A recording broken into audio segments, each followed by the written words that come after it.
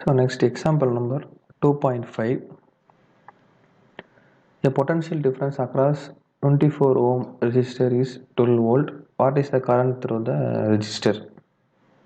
So resistor வழியாக 24 ஓம் மின்தடை இருக்கக்கூடிய அது வந்து 12 வோல்ட் மின்னழுத்த வேறுபாடு இருக்குது. ஸோ அப்போ என்ன கொடுத்துருக்காங்க அப்படின்னா volt V is equal to 12 volt. Next மின்தடை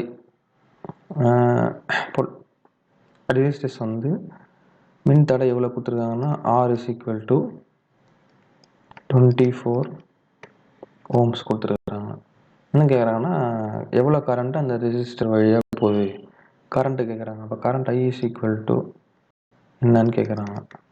ஸோ நமக்கு தெரியும் V is equal to IR அப்படின்ற ஃபார்முலா. ஸோ ஓம்ஸ்லா இதில் எனக்கு I வேணும் அப்படின்னா R அந்த பக்கம் கொண்டு வந்தோன்னா V by Rன்னு வரும்.